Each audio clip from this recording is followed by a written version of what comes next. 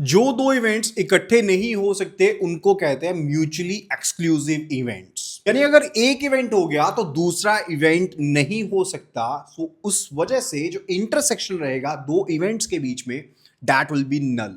यानी कि अगर एक इवेंट है ए, दूसरा इवेंट है बी, तो intersection of B will be equal to null. Like अगर हम एक कॉइन को टॉस करते हैं तो सैंपल स्पेस में देयर विल बी हेड और टेल। तो आपने एक क्वाइन को टॉस किया तो आपका हेड आ गया, फिर से टॉस किया तो टेल आ गया। Now these are mutually exclusive events. Why? Because अगर हेड है तो टेल नहीं होगा और टेल है तो हेड नहीं होगा। So these are mutually exclusive. इसी तरह से अगर आप एक डाई को रोल करते हो और एक बार आपके पास सभी इवन नंबर्स आ गए 2 4 6 और एक बार आपके पास सभी ऑड नंबर्स आ गए 1 3 5, तो ये भी एक म्यूचुअली एक्सक्लूसिव इवेंट्स का एग्जांपल है। Because 1 3 5 are totally different from 2 4 and 6।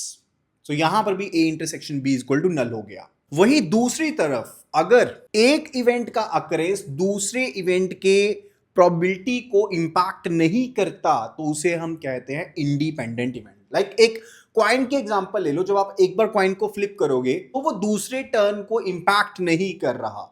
Like आपने सिक्का उछाला, हेड आ गया, आपने सिक्का उछाला, फिर से हेड आ गया, तो आपका सिक्का उछालना दूसरी टर्न या तीसरी टर्न के इवेंट की प्रोबेबिलिटी को इंपैक्ट नहीं करा। So those are independent event. इसी तरह से मान लो आप एक डेक ऑफ कार्ड में से कार्ड को पिक कर रहे हो बाय रिप्लेसमेंट, यानी कि आपने एक कार्ड पिक किया और उसके बाद आपने कार्ड को वापस डाल दिया, फिर से पिक किया, तो वो भी इंडिपेंडेंट इवेंट माने जाएंगे। बिकॉज आपने जब कार्ड को पिक कर लिया और उसके बाद वापस रख दिया, तो अगली बार जब आप कार्ड को पिक कर रहे हो तो पिछला इवेंट अगले इवेंट की प्रोबेबिलिटी को ऑल्टर नहीं कर रहा। So mutually exclusive events are those जो इकट्ठे नहीं हो सकते, और इंडिपेंडेंट इवेंट वो होते हैं जिनकी प्रोबेबिलिटी एक दूसरे इवेंट को इफेक्ट नहीं करती। Happy learning. ऐसे और वीडियोस के लिए फॉलो कर लीजिए जीआईबी प्रमोशन। सीआईबी का कंप्लीट कोर्स अवेलेबल है। Do enrol right now.